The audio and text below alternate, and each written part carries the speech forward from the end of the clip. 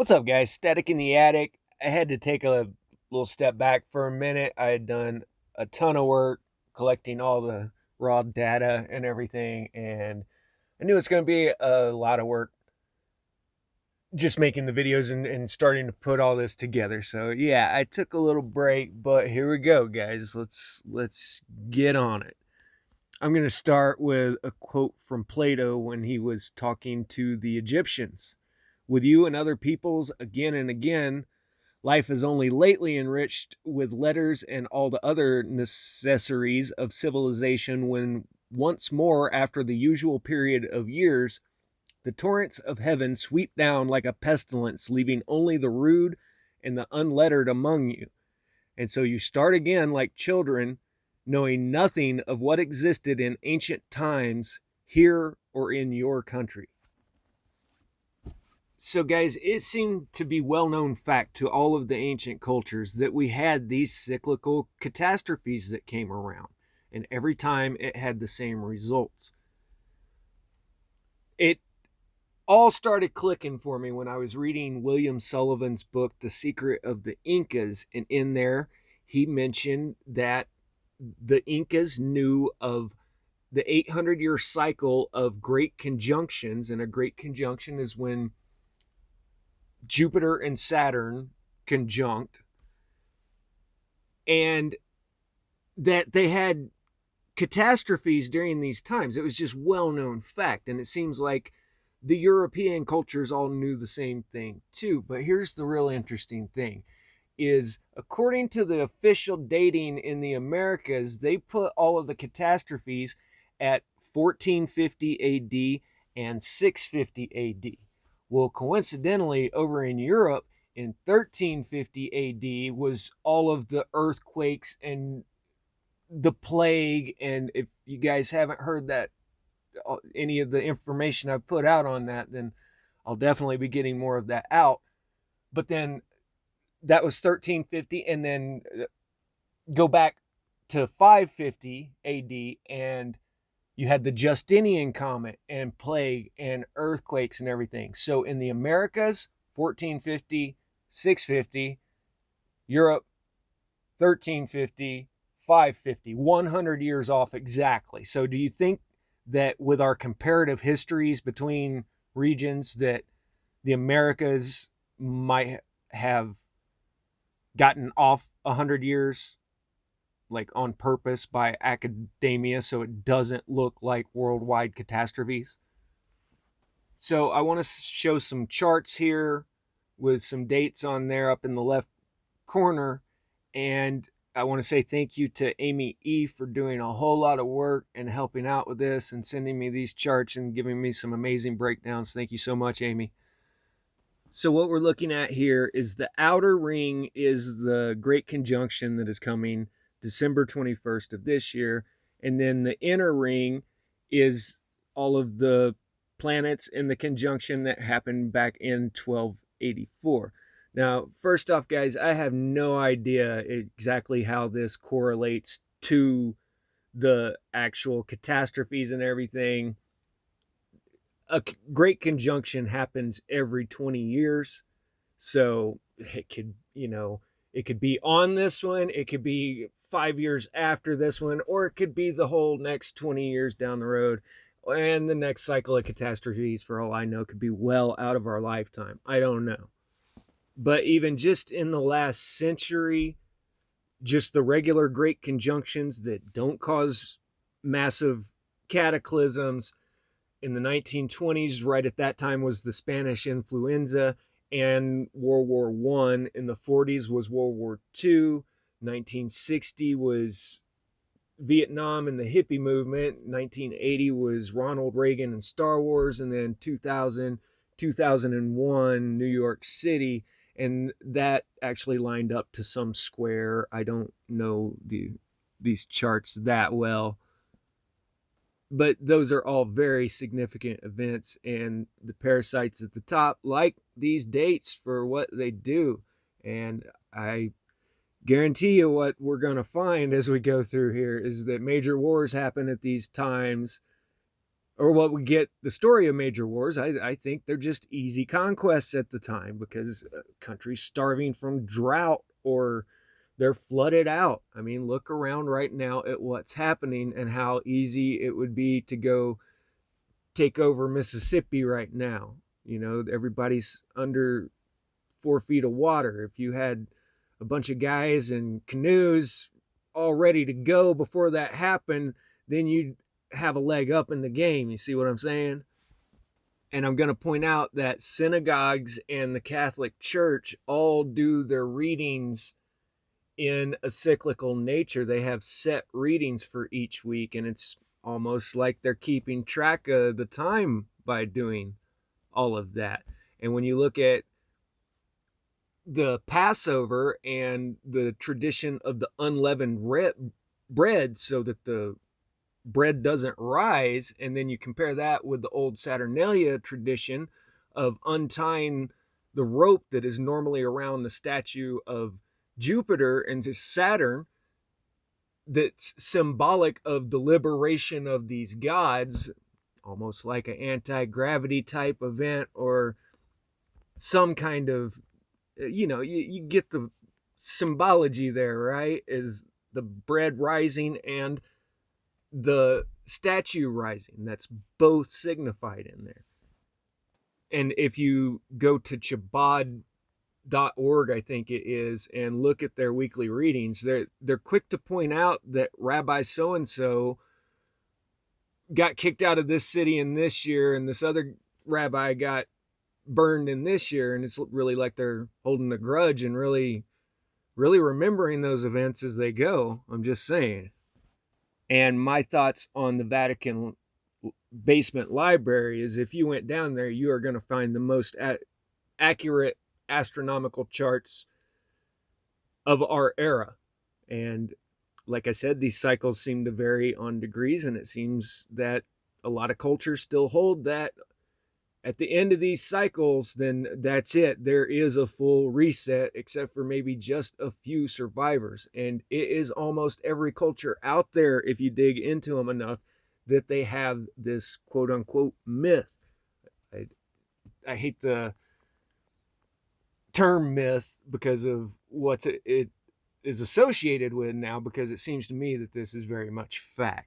So here we're looking at 308 BC, and once again you have all of the planetary alignments and everything. So this is 800 years prior to the 500 AD Justinian plague and comet and earthquakes and everything.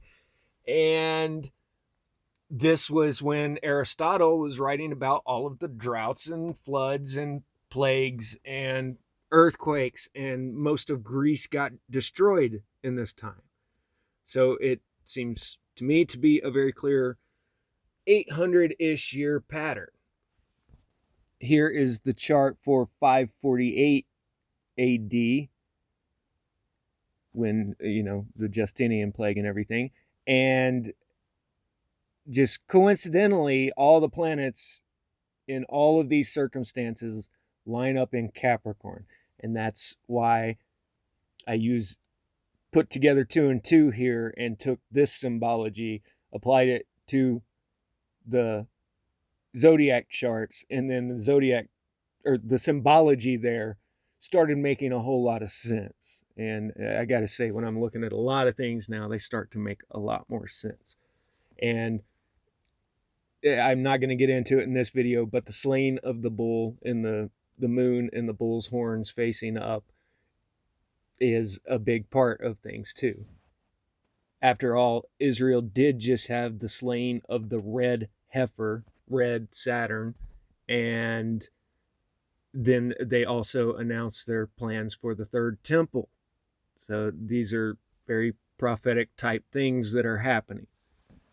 So all I can do is start breaking this down into chunks, and the information that I am providing here may or may not be coinciding with the 800-year cycles. I will be sure to point out when they are, but what you're going to find is that people from just 100 years ago writing about the cycles of the heavens and the events that occurred with them it's common knowledge to everybody back in these times. So that seems to just be erased straight out of our books in modern times, which really begs the question, why is that? I mean, it's not like they're pushing some agenda where they're saying that this is all man made climate change out there or anything. I mean, if you're, I'm sitting here proving that these are cyclical events against everything that science is saying just by reading the scientists from 100 years ago. So that's what's really going on here.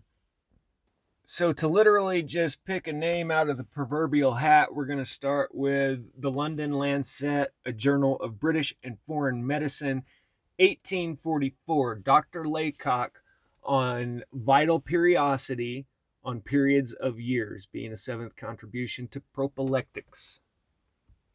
Now, I'm going to skip his very eloquent intro and pick up with up to a late period, the solar cycle of 28 years and the lunar or metonic of 19 were much in use, and these multiplied with the indication of arbitrary period of 15 years that then he references Scaligerine chronology of being 7,800 years since the beginning of time. Now, he says right there, up until a late period, the solar cycle of 28 years and the lunar metonic cycle was much in use. So, guys, please understand that the AD next designation was, according to official history, a 9th century invention. And then everybody has heard about the switch from the Julian calendar to the Gregorian calendar. And there is so much more to it because, guys, the I know the Roman calendar. I'm not sure about the Julian calendar. I think that's where they started using 12 months in a year. But I'll do a video just on calendars, But think about October. It's, Oc is always octagon. It's always 8, but that's our 10th month. Well, it's because they used a 10-month calendar. Now, it still came out to the 365 days, but it was a 10-month calendar. Among the Chinese, Chaldeans, and Egyptians, all the great periods were natural astronomical cycles, and those of the two later were divisible by the number 7, but this was proper to the periods and not a forced harmony of numbers. Thus, the Cynic cycle was the great Egyptian period of 700 years, in which the conjunctions and fairy return in the fixed Sothoic year of 365 days, 6 hours, and it consisted of 4 common vague lunar periods of.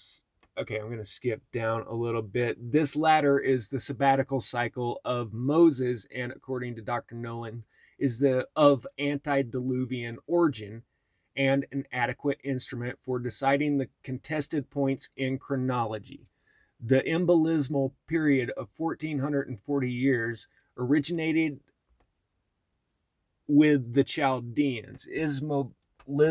Embolismal, modern definition of an embolism is an obstruction in your arteries. It's really not a good thing. The Chaldeans represented the origin and destiny of the world as depending upon 2 grand astral conjunctions, on the occurrence of which, in a peculiar season of the year and point of the heavens, it was fated to perish by a deluge or conflagration.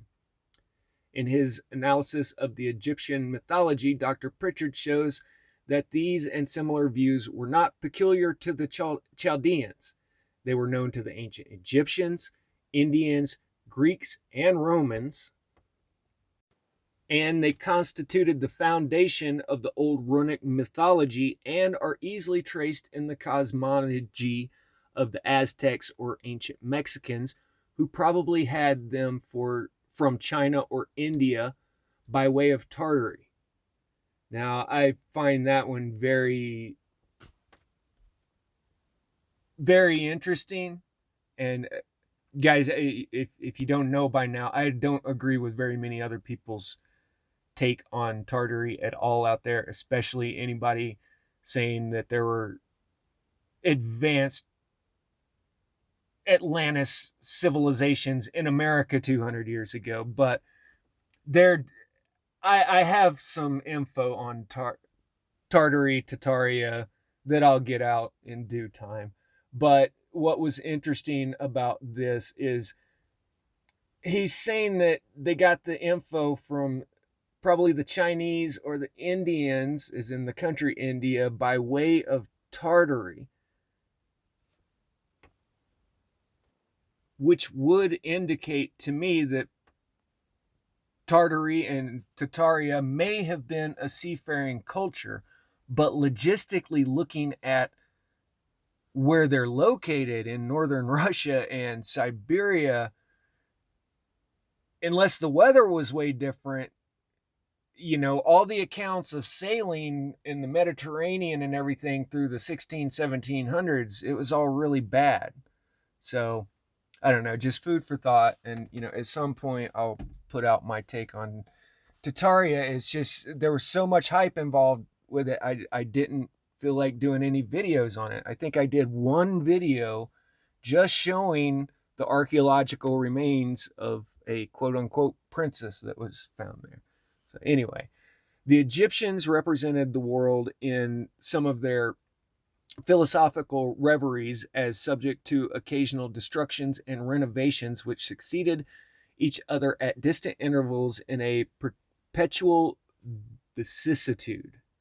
At the end of each period, the whole assemblage of celestial phenomena, which are regarded in the influential causes of all changes in the sublunary world, being restored to the same initial order and proceeding in the same catenations as before, the whole series of events that depend upon them follow in their order, connection of place and time. Wow, that was a mouthful. The same individual men are doomed to be born again and perform the same actions as before. The same arts are to be invented and the same cities built and destroyed. Now, guys, I've said a million times, prime real estate is prime real estate, and that's why every good location where a city is still a good location after destruction, and that's why we find all of the cities built on top of the ruins of the ancient cities. And the very interesting thing is, to me, there are no ancient megaliths in North America, in the United States. I mean, there's some things that could be questionable, like the Grand Canyon stuff, but there is nothing like a Machu Picchu or Tenochtitlan or anything in North America, yet these can be found on every continent around the world, including all the Polynesian islands and way out on Easter Island. So it's very, very peculiar to me that we don't have any remains in North America. All right, now let's get down to the filet mignon of this paper. Periods of years may be determined in various ways. The science of astronomy, as we have just seen, marks them, and so also do changes in electricity and magnetism of the earth and air. Thus, comets, earthquakes, meteors, violent thunderstorms, hurricanes, immense floods, thick fogs, great heat and cold, etc., may be instrumental in determining these periods. The latter phenomena may react upon animated nature and include famine, fatal and wide-spreading epidemics, the sudden migration of extraordinary multiplication of mortality of animals as locusts and mice, etc. Famines and pestilence may react upon society at large and lead to civil strife, revolutions, wars, and the migrations of nations. Now, all these have been recorded to recur periodically in two ways. First, they have been popularly classed together as cause and effect in all ages. And secondly, they have been classed together by astrologists as the effect of sidereal influence. A remarkable illustration of the latter kind occurred to me lately. A believer in astrology, having read my first essay of the present series, in which I applied the term quackery to the practice of astrologers, wrote me on September 17th last a letter on the subject, taking me to task for applying so improper a term to his favorite pursuit. Before I conclude, in quotes, however, he observes, I will just make one prediction in order that you may see that astrology is not quackery. On the 17th day of October in this present year, the planets Saturn and Mars will be in conjunction and both square to Venus. Now, these aspects were never known to occur without producing a dreadful storm of wind and rain, and which was followed some little time after by a ravaging fever or other mortality.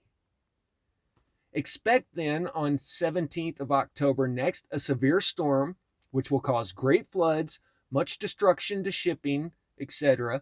As the aspects continue for some days, the storm may begin a day or two before the 17th of October and continue a little while after. In the latter end of this year, a fever or other contagious disease will ravage many parts of England, and which will be more fatal than has been known for many years. These aspects never occur without being followed by a great mortality. End quotes. This connects great atmospheric variation with epidemic influences, and it is but justice to my anonymous correspondent who signs himself a friend to say that his prediction about the storm was verified to the letter as regards England, in the United States, and Canada. It was to the letter in England, and then in United States and Canada, it occurred on the 26th of October instead of the 17th of October. Dr. Laylock continues, the coincidence is worthy investigation, and the more so as the same storm was predicted by other astrologers long before it occurred. And although there is no proof that astral influence affected the atmospheric derangement, we can fairly suppose that the planets and their movements may perform the office of pointers on the face of the great celestial clock and indicate the times of telluric change. Their movements may not be the cause, but they may be isochronous, however you say that, isochronous,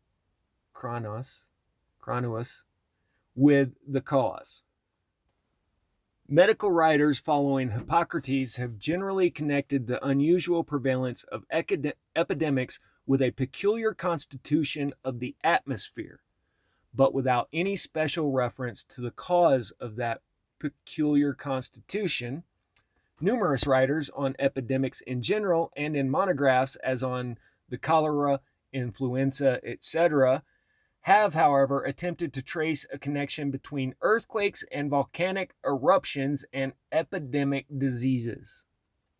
The facts are too numerous and the literature is too extensive to be collated here. But the English reader will find much information on the subject in a series of articles published by the Reverend W.B. Clark, who I recently mentioned in a video. If I can, I'll paste it up on the screen here, but there's a lot more to come from what the good Reverend Clark has to say on things.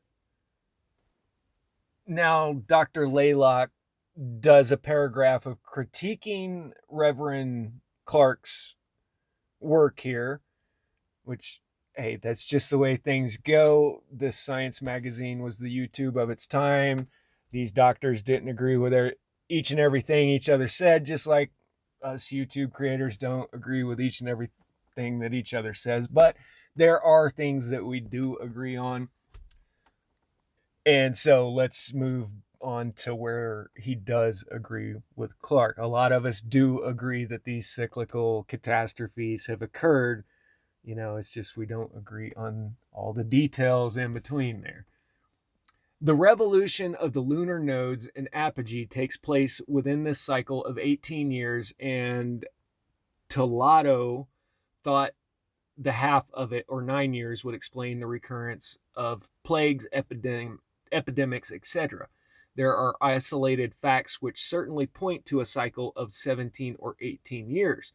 Locusts are said to appear in America every 17 years, so also the cicada in England. The smallpox observes a similar cycle in New Spain. Now, New Spain is Mexico.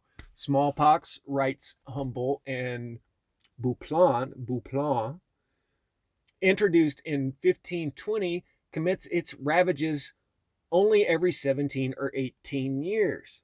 Wow, that's very interesting. I haven't read this part. In equinoctial countries, it seems to have regular periods of recurrence, like the black vomit and several other diseases. For although frequently introduced by shipping from Europe, it does not become epidemic, but at well-marked intervals. Wow, that's very interesting. I did not know that. The facts and interferences just stated leave little doubt that this lunar cycle is one of the periods to be observed. The moon, as I have already shown, has an influence on the Earth's atmosphere, and through this influence will undoubtedly give a character to its medical constitution. The influence of the sun on the Earth's magnetic and electric tension ought not, however, to be forgotten, for it is in this direction we must look for the exciting cause of volcanic eruptions, earthquakes, meteors, hurricanes, etc., and through these for the remote cause of widely spreading and destructive pestilences occurring at longer periods. I think I have said an earful for this video. I did want to introduce the idea of the longer 800-year cycles, but what I'm just going to have to start doing is breaking this down into component parts, and everybody can make up their own minds on whether or not it's the 800 years. But I think we're all going to agree here that I am sitting on a ton of irrefutable, confirmed documentation that goes in direct contrast to everything the mainstream media is pushing to everyone right now. So, like I said, guys, I don't know if I'm going to use the mudflood hashtag category anymore. The good thing about it is that I was constantly gaining new subs and getting what I'm saying to new people. The bad side is it's hard for me to be putting thousands of hours of work into this and then having it put in the same category of people that are showing pictures, showing no research, and denying the fact that Native Americans lived here in the Americas for hundreds, if not thousands of years before European settlers came over and started building the Western type societies in North America. I cannot condone or be a part of anybody that is denying that fact. There is no archaeological evidence to support any cities or any advanced technologies in North America from a couple hundred years ago. If there was a society that big, we would be finding the artifacts. We would be finding something. What do we find? We find arrowheads. That's just the reality, folks. So if that pisses you off and you can't take it anymore over here on my channel, then I'm sorry. Goodbye. To everybody else, I love you. There's much, much more of this to come. Take care of yourselves out there. Static out.